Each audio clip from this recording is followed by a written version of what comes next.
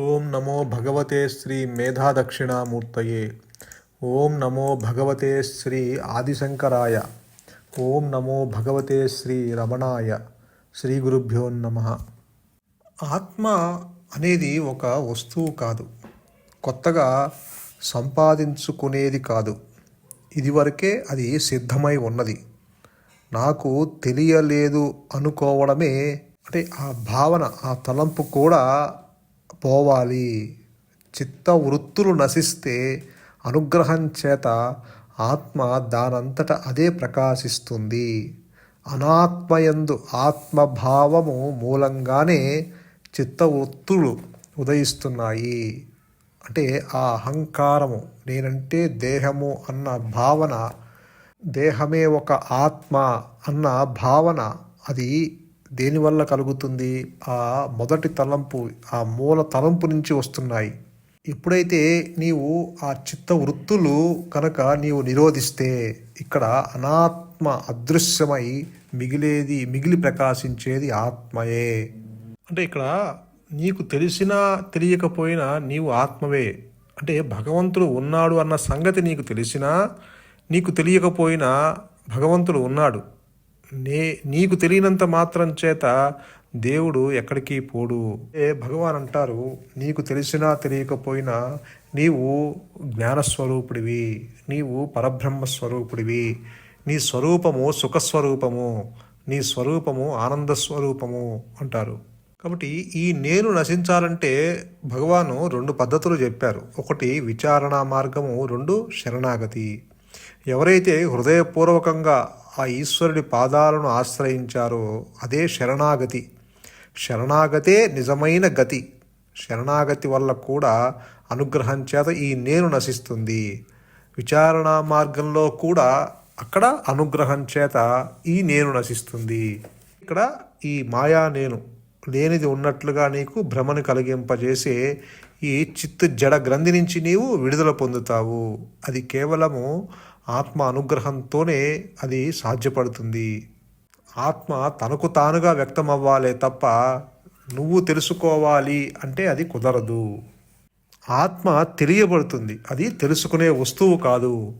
ఇక్కడ శరణాగతి అంటే నా దేహం నాదే, నా మనస్సు నాదే, నా ఇష్టం నాదే, నా అయిష్టము నాదే, ఓ దేవుడా అంటే అది శరణాగతి కాదు. నా దేహం కూడా నీదే, నా మనస్సు కూడా నీదే, నా బుద్ధి కూడా నీదే, నా యొక్క సర్వస్వము నీదే అన్నవాడు శరణాగతి చెందగలడు. అంటే శరణాగతి చెందినప్పుడు ఇక నీ సంకల్పాలంటూ ఏముండవు. అన్నీ భగవంతుని సంకల్పము ఆధారంగానే నీ యొక్క ప్రోగ్రాం నడుస్తూ ఉంటుంది. నీ యొక్క వ్యక్తిత్వం ఇక మిగలకూడదు. ఒకసారి నీవు శరణాగతి చెందితే ఇక నీకంటూ ఏ సంకల్పాలు ఉదయించకూడదు. కాబట్టి ఇక్కడ నీవు భక్తి మార్గంలో కానీ, జ్ఞాన మార్గంలో కానీ, కర్మ మార్గంలో కానీ, ధ్యాన మార్గంలో కానీ, ఏ మార్గంలో ప్రయాణించినా, నువ్వు ఏ మార్గంలో ప్రయాణం చేసినా నువ్వు నేనుని పోగొట్టుకోవాలి. నీ అంతిమ లక్ష్యం ఏంటంటే ఈ దేహాత్మ బుద్ధిలో నుంచి విడుదల పొందాలి. అంటే నీ మనస్సులో ఈ భేదం ఉన్నది, ఈ భేద దృష్టి ఉన్నది. అంటే నీ మనస్సులోనే ఈ హెచ్చుతగ్గులు ఉన్నాయి. నీ మనస్సులోనే మంచి ఉంది, చెడు ఉంది. నీ మనస్సులోనే రాగం ఉంది, ద్వేషం ఉంది. నీ మనస్సులోనే జయం ఉంది, అపజయం ఉంది. నీ మనస్సులోనే అదృష్టం ఉంది, దురదృష్టము ఉంది. నీ మనస్సులోనే ప్రతికూలత ఉంది, అనుకూలము ఉన్నది.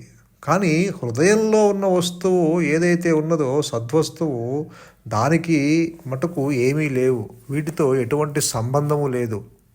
ఎందుకంటే హృదయంలో ఉన్న వస్తువు మటుకు ఒక్కటే. దేవుడు బాహ్యంగా లేడు. నీ మనస్సు యొక్క మూలంలోనే ఆ భగవంతుడు ఉన్నాడు. నీ యొక్క చైతన్యం ఉన్నది, ఆ అమృతతత్వము నీ హృదయంలోనే ఉన్నది. భగవంతుడు నీకు విడిగా లేడు.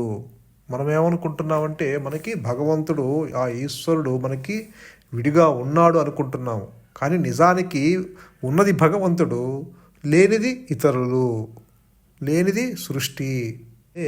గీతలో భగవంతుడు చెప్తాడు ఏమని, ఎవరైతే నిరంతరం నన్నే స్మరిస్తున్నారో, నాకు ఇష్టమైన పనులు ఎవడైతే చేస్తున్నాడో, నన్నే ధ్యానం చేస్తున్నాడో, నన్నే స్మరిస్తున్నాడో, నన్నే అభ్యాసం చేస్తున్నాడో, నాకు ఇష్టం కలిగే పని ఎవరైతే చేస్తున్నాడో వాడి భారం అంతా నేనే తీసుకుంటాను అంటారు. అంటే ఇక్కడ నేనే అంటే ఇక్కడ ఆ ఆకారం కాదు, శ్రీకృష్ణుడు అనేది ఆకారం కాదు, అక్కడ అక్కడ జ్ఞానస్వరూపము ఆ పరమాత్ముడి గురించి చెప్తున్నారు.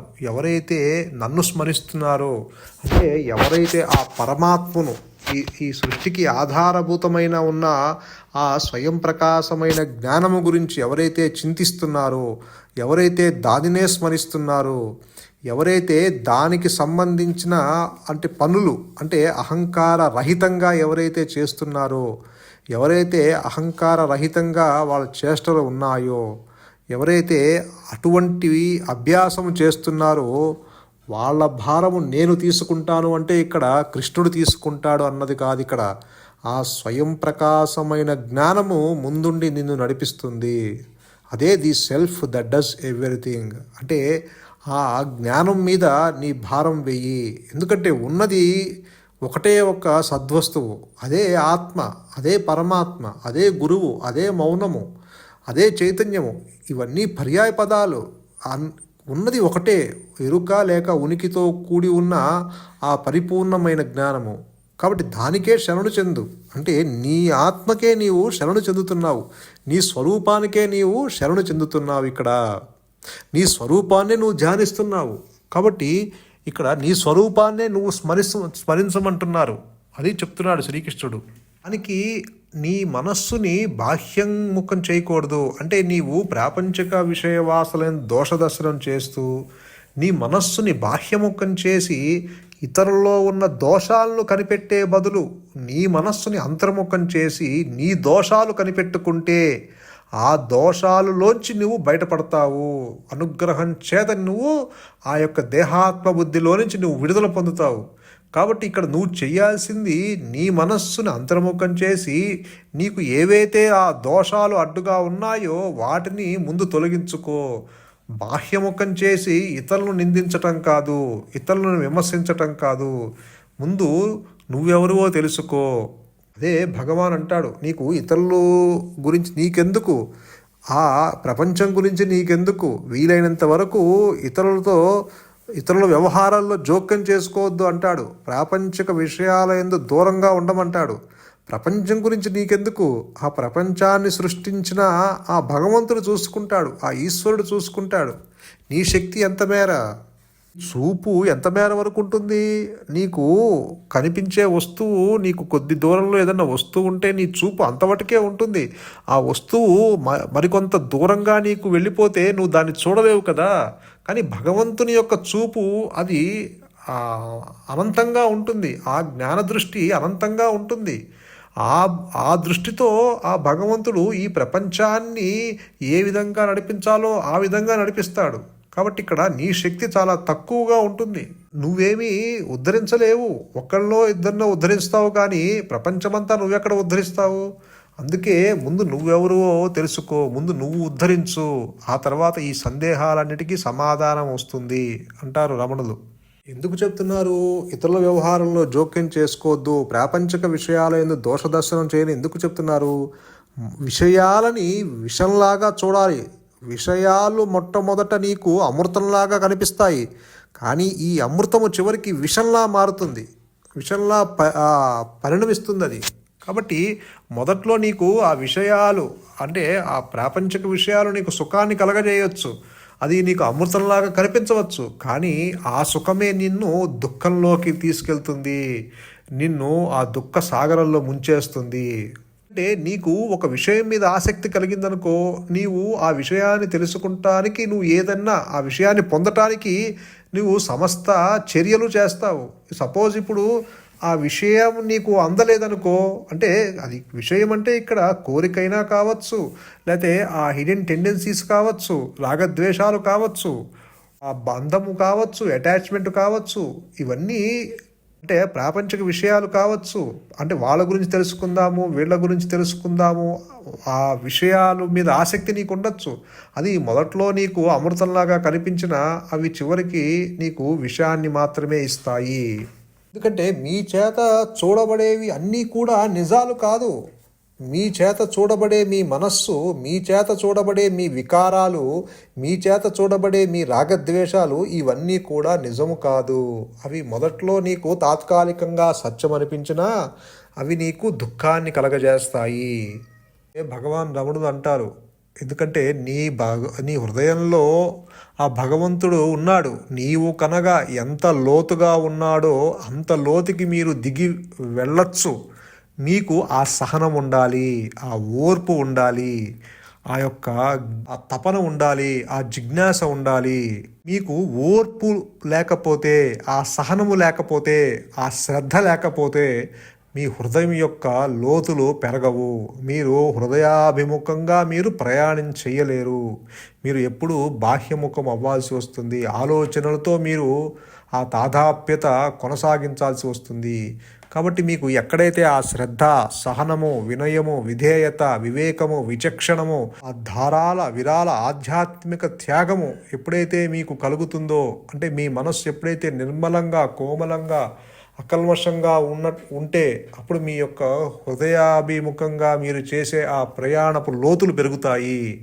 మీరు భగవంతుని స్వరూపము తొందరగా పొందటం కోసం, అంటే ఆ భగవంతుడి సన్నిధిలోకి అతి శీఘ్రంగా చేరటానికి మీ మనస్సు నిర్మలంగా ఉండాలి. చాలా కోమలంగా, కదలికలు లేకుండా నిశ్చలంగా ఉన్నట్లయితే అది ఆ యొక్క భగవంతుని సన్నిధిలోకి అతి శీఘ్రంగా చేరడానికి అది సహకరిస్తుంది.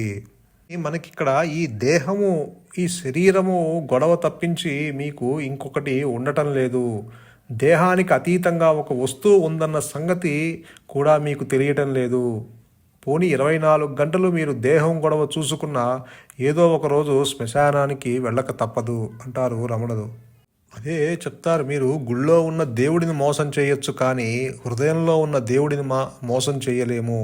ఎందుచేత అంటే ఆయన అంతర్యామి, మన ఆలోచనలు చూస్తూ ఉంటాడు, మన తలంపులు చూస్తూ ఉంటాడు.